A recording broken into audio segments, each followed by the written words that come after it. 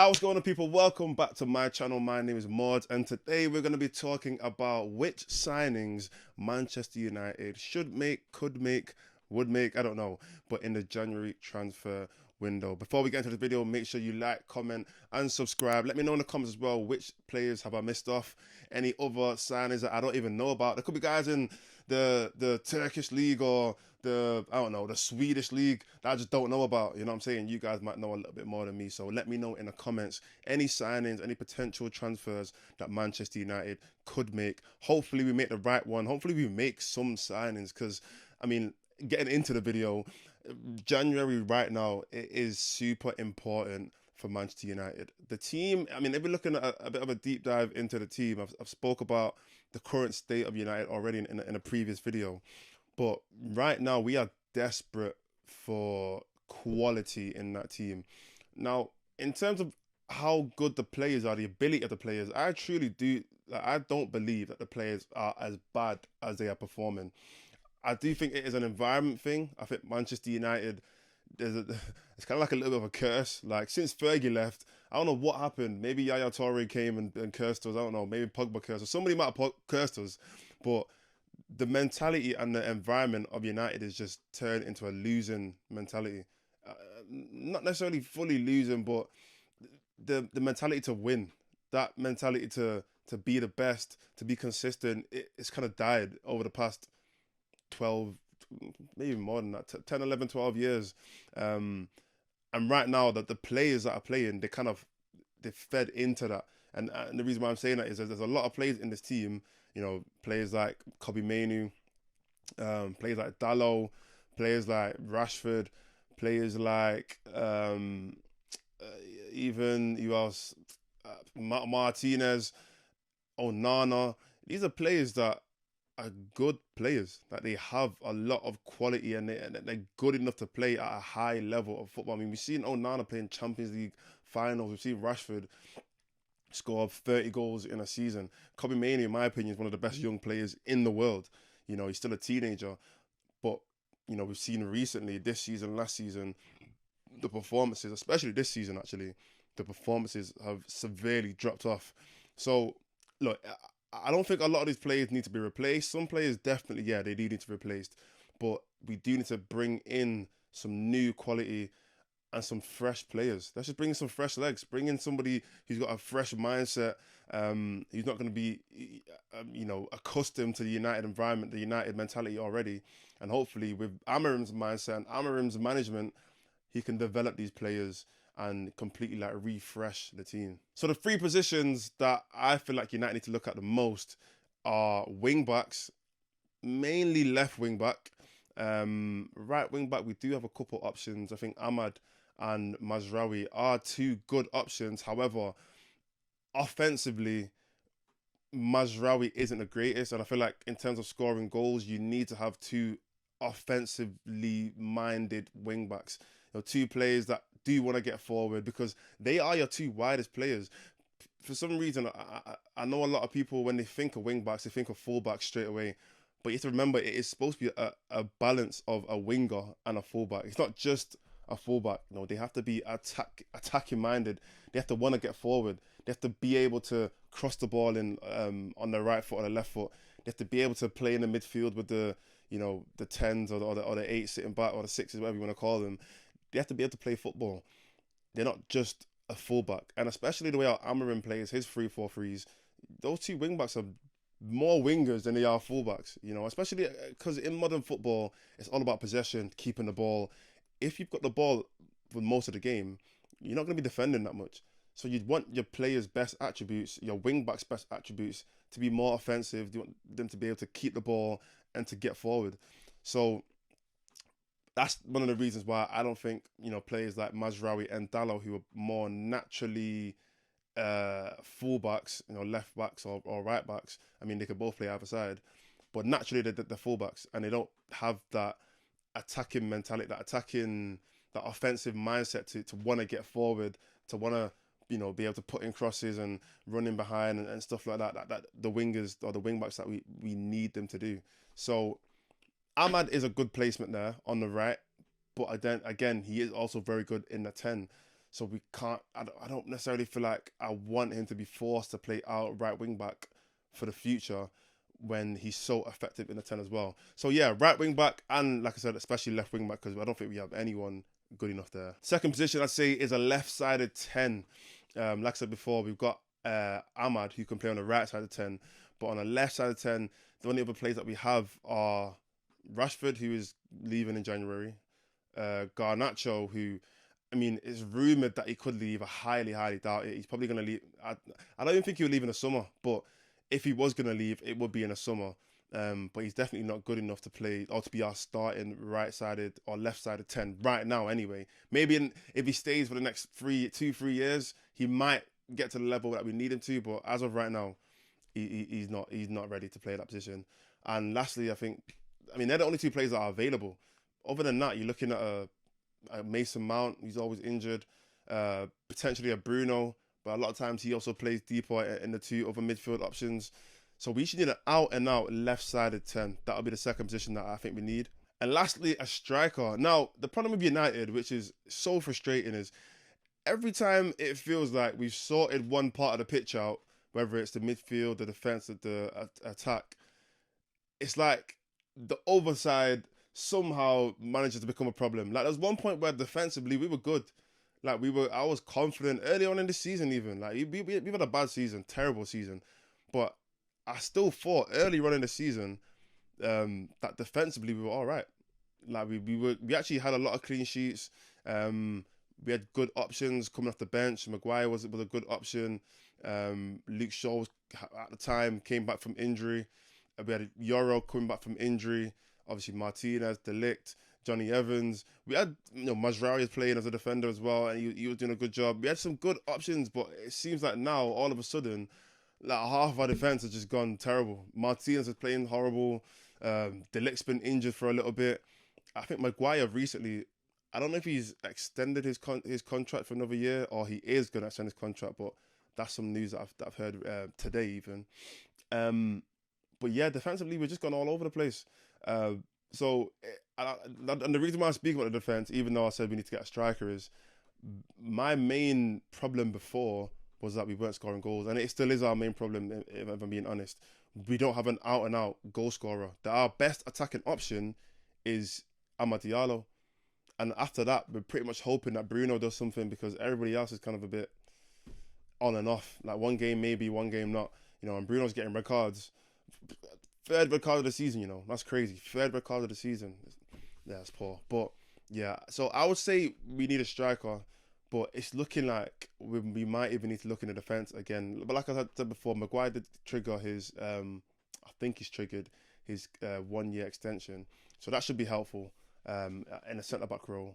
But yeah, after the striker, we might have to go back and look into the defence because it seems like everyone's all over the place. Martinez, Luke Shaw, these guys are not looking like they're good enough or capable of even staying fit to be able to be our long-term solution in that position. Now, in terms of the left wing-back position, there's 3 players that I really want to mention. I'm not going to go into too much detail. If you want me to actually do a full scouting report on these players, bring out all the stats and actually dive into the real attributes of the players, let me know in the comments and I will, I'll do some research and I'll really bring a real good analysis for each player. But the 3 players that I really want to speak about in that left wing back position is, first of all, Alvaro Fernandez. Yeah, currently plays for Benfica. If you don't know, he used to play for United in the academy. We let him go to Benfica, but we added a buyback clause, and I think the buyback clause is like 15 million. If it wasn't for that buyback clause, we'd be spending 60 million on him easily. The way the market looks now, 50 million is average. Let's be honest. If you spend 50 million on a player, we bought Wan-Bissaka for 50 million, and that was like 5 years ago. So now 50 million is nothing, especially because fullbacks, they're so important to teams. They become so much more valuable if you find a good one. So I'd say, minimum 50, 60 million for Alvaro Fernandez. But he is a quality player, young player. Like I said, plays for Benfica. He did play for United, so at least he understands the club a little bit more. He is a player that will get forward. He will put in crosses. He will, dribble at defenders, etc. Whereas someone like Dallo, won't be his first instinct. His first instinct won't be I want to be more attack minded. He's more of a defensive player. So Alvaro Fernandez would definitely be a great option for Man United in January. The next option I would say would be, and this is not as realistic, but Kirkes from Bournemouth. Probably one of the, I mean, look, if we're talking about left backs this season in the Premier League, you've got Robertson for Liverpool, standard. He's been a top left back for a number of years now. You've got Robinson for Fulham, top left back. You've got, great. This season has been very, very good for Fulham. You've got Gvardiol. Even though City have been playing bad, he's still a very good fullback. But then after that, you're kind of looking at a Kirkes. I'm not going to lie, you're looking at a Kirkes because he has been a very good fullback, a left back this season in the Premier League. I think one of his best attributes, and this is something that Bournemouth do a lot anyway, but his pressing is amazing. He's a runner, and that's kind of what you need. As a wing back, you need someone who's going to be a runner because it is difficult. One thing I've realised, especially from hearing players who have played as a wing back speak, they say one of the most difficult parts isn't necessarily the going forward or coming back or the defending, it's the running, because you have to be up and down that pitch constantly throughout the game. You've got to be a pivotal part of the attack, but also you've got to be defending one-on-one, from the opposition, whoever their wingers are. You've got to be that player to drop back and make sure you're there to defend. So it is difficult. So if we can find a player like Kirkes, who's great at pressing, he does run, and also that's technically as a footballer, he is also very, very good, that would be a great option. Now, the reality of us signing him is very low. Bournemouth are above us in the Premier League. Bournemouth might look at United. You might look at United and think, I don't know, I could probably get Champions League football somewhere else. And again, price tag, like I said, the market we're looking at is at 60 million minimum, I think. 65 probably, especially because, you got United tax. And we're broke. United are broke. So we can't necessarily just be afford to be spending 60, 70 million on any player, especially since we've been doing that the past few seasons. I don't think any of us are going to be having that kind of mindset to just be spending 60, 70 million on anyone. But yeah, Kirkes would be a great option. Is it likely? Not so much. And the last player United should sign, or hopefully should sign in the January transfer window, would be Nuno Mendes, PSG left back. Now, PSG are doing well right now in their league. And that's the reason why I mention that is I always think it's difficult for players who are at good teams, teams that are performing well, and they are a pivotal part of that good team, to leave and join a rebuild, because you're kind of setting your career back a little bit, because he could be at PSG, who is guaranteed Champions League football every year, probably guaranteed most likely at least one trophy every single year. He's a French international. It's much more likely that he's going to be playing good football over there, so it helps his case in that French team to be able to get into that French team. Whereas at United, if he comes here and he's not performed the greatest, that could be an effect on his international duty, you know what I mean? So it is a huge factor that people need to take into consideration, coming from a place like PSG. Look at Ugarte. Ugarte played very well at Sporting, got a big move to PSG. He won over there, playing well. Obviously he wasn't the main starter for every single game, but he did play a big role in that PSG team to help them win a title. But now he's come to United, and he did struggle at the start. Now he's obviously picked up his performances, but what we look at Ugarte as now isn't as high as what we looked at him at PSG. You know what I mean? Like his stock isn't as high as what it was before we signed him, and that's because of the team that he's playing in, and the performances, the quality of the team he's playing in isn't as high. So naturally, his performances are going to drop down a little bit as well. And that is something that maybe Nuno Mendes is thinking. But he would be a great option. He is more of a likely option for Manchester United compared to some of the other players that we could get at, left wing back, like an Alphonso Davies, etc. He's a lot more likely. And I think PSG do want to extend his contract, but I've read sources that he is looking for a move out. He is relatively young, so it would be a good time to kind of look for a new challenge. somewhere else in another league. So if it was up to him, I feel like there is conversations with him, and he is probably one of the most likely options that could be a serious signing for Manchester United. And the last option is another great option, but it's someone that I'm sure a lot of people haven't heard of. I only just found out about him just from hearing people speak about potential options, and that is Patrick Dorgu. Now, he is a 20-year-old left wing back, plays for Lecce, or Lecce, however you pronounce it. He's a Danish fullback. He's probably roughly around, gonna cost about 30 million, 30, 40 million, just because he's so young. You know, he's not playing at any top level, fresh. So, you know, and he does have the qualities of a good fullback, his awareness, his crossing, his pace, his versatility. He will be a great option for Manchester United. And also, he is still very young, so there's time to develop him into the left wing back position that we need. Now, in terms of the age thing, I do think, looking for younger players is always a better sign, it's a better option than looking for a 30-year-old, 29-year-old. However, we do need people now. We do need players that are ready now. At the position that we're in it's a risky position. You know, we're 14th in the league. We're not technically, we're not in a relegation battle, let's be honest. That's what I'm trying to say. We're not in a relegation battle, but it's a risky position. We lose now against Liverpool. If we lose against Liverpool on Sunday, and, we might drop points somewhere else. If we drop points at Southampton, oh my gosh, we are 100% in a relegation battle. But that's what I mean. That's why I say it's risky, because all of a sudden Ipswich win a couple of games and they're at the relegation zone, and it's us, Everton, and who else is down there? Wolves. Like, I don't want to be around these kind of teams. Wolves just beat us. Ipswich drew with us, so look, I don't want to be in and amongst those teams. So we do need players that are fit and ready right now to put in at least a good run of performances for the next 5-6 months to the end of the season, to get us into at least a decent position and maybe even win a trophy. I've said already, if United win the Europa League, as long as we don't get relegated, I don't care where we finish the season.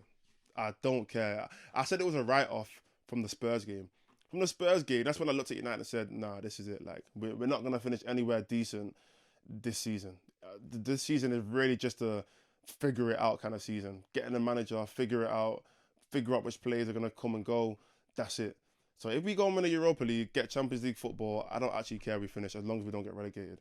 Patrick Dorgu, great player, but he is young. So I don't know if he will be fully ready right now to actually make an impact in the team in January. Now, looking at the 10 position, the 2 players that I want to highlight. The first one is Dani Olmo. Everyone knows Dani Olmo, plays for Barcelona, Spanish international, helped Spain win the Euros, one of their top players in that Euros campaign. The biggest factor, or the biggest talking point with Dani Olmo, is the fact that he's not actually registered for Barcelona, which is insane. You'd think a club like Barcelona would not be in this kind of position. Like, they're supposed to be one of the best. Well, since Messi left, they haven't really been that very well run. But you're a top club. Like, you're an elite club. You're probably top 3, top 4 biggest clubs in the world, and you failing to register players. Like, you can't afford to even pay players. Like, it's insane, the position that Barcelona are in, and the fact that they're even good. Like, Barcelona are in this position where they're not the best well-run club. They don't have a lot of money, but they're playing well. Like, they're in a title race. They could potentially be one of the favourites to win the Champions League. But Dani Olmo is an option that United could, go over there and take. He would be very, very, very effective in that 10 position. Probably a lot more effective than all the other players that we have. I mean, I like Ahmad. I like Ahmad. I'll always back Ahmad against anyone. But Dani Olmo and Ahmad in those 10 positions is dangerous. The second player that I want to highlight is a player that, again, a new player that I've only just recently found out about. His name's Sverre Nypan. Yeah, Sverre Nypan. He is a Norwegian player. He's a 10. He's 18 years old, very, very young, same age as Tyler Diblin. But he's going for very cheap. We could snatch this guy up for about 15 million. That's like Mazraoui prices, and if we were to be able to get this player, I've heard a lot of good things about him: his playmaking, his vision, his skill, his dribbling. top player, very, very good talent. Somebody that we can bring in. Yes, he is very young, but again, another player to kind of develop. Hopefully, he has more attributes in that 10 position to work on than, for example, Garnacho, who is, again, a very talented player, but I just see him as more of a winger than a left-sided 10, if that makes sense. But yeah, he's another player that I've heard that we are looking at. Again, I don't know if he will be able to come in and make a difference right now to the team, but he would be one for the future. Now, the last two players, the first one is a striker, Victor Osimhen. Everyone knows Osimhen plays for Galatasaray right now. He's on loan over there. There are talks about a potential swap deal between Osimhen and what's he called, Rashford. Obviously at Napoli, because obviously he's on loan. It'll be at Napoli, so we'll get Osimhen, they'll get Rashford. How likely that is, I don't know. If that was to happen, it would actually be a great move because we need a striker. We need a certified striker. I mean, it's looking right now that Xerxes is potentially walking out the door in January to Juventus. That is a rumor. I don't know if it's true, but I heard that there are talks. I've heard. I don't know if it's true, but I've heard. But even if it's not, I don't think Xerxes is going to be our long-term striker anyway. And Højlund, performance-wise, not been great this season at all. He has obviously struggled with injury this season and last season. But I just think for the right now, Højlund cannot lead our line as a striker, as a number 9, as a goal scorer. He can't. We are going to need to go out and find somebody who's a little bit more experienced, has done it at a top club, and can be our main goal scorer. And Victor Osimhen is that player. International player, won the league, won the Scudetto with Napoli. He was a hero for them. Even though they treated him a little bit weirdly in the end of last season, but top player, would be a great signing in January if we can get him. And lastly, last player I want to talk about is a player called Ederson, plays for Atalanta, midfielder, would be a great option. Now, I don't think the two midfielder options is, and when I say midfielder, I mean like the pivot, kind of 2-8s, or 2-6s, whatever you want to call it. I don't think that is that we're desperate to get a player in there. We do have Ugarte, who's playing well. We do have Mainu, who I know he's not been the greatest this season, but I mean, look at the last game. Nenu came on and the game changed. He is still one of our best players. Like, I don't care what people say. I know people are trying to somehow scapegoat him and try to, they're trying. They're trying. Like, the way they've tried and succeeded with other players and other players have ended up leaving, they're trying to do the same thing with Mainu and make it out to seem like he's not as good as people say, or he's overrated, or no. Mainu is still one of our best players, if not still our best player at the club. So, and yeah, we do have players like Casemiro, Bruno Fernandes, Eriksen, who can also play in that position. So I would say that is one of our main places that I feel like we need to work on. But if we were going to work on that position, Ederson would be a great option. 25 years old, roughly going for about 50 million. So to me, that's decent for a player like him. He's like a box-to-box midfielder, similar to Ugarte. Great at interceptions, great at tackles. He gets up and down the pitch, a runner. Him and Ugarte will be a work engine in that midfield. That is absolute energy all over the pitch. In terms of like going forward, though, I would say in the final third, this is what I've researched and what I've heard, what I've read up and what I've watched. He isn't the greatest in the final third. Doesn't give away a lot of free kicks, etc. But I think his all-round game, he is more of a complete midfielder. And yeah, I think he would be a great option, especially because Mainu is still 19 years old. You don't really want to do too much. Casemiro could be leaving to go Saudi soon. Eriksen could just retire next season. You don't even know. Like, he might just not be here. And Bruno is more of a 10. So we do possibly need to look at a midfielder in those two positions going forward. But anyway, let me know in the comments, what do you think about those players that I mentioned? Ederson, Osimhen, Naipan, Dani Olmo, Dorgu, Alvaro Fernandez, Kirkes, Nuno Mendes, and any other players that you guys feel like United should sign, could sign, could be a dream signing that is very unlikely, or could be someone that nobody even knows. Let me know in the comments. Make sure you like the video. We're back again tomorrow with another video. Subscribe, and I'll see you tomorrow.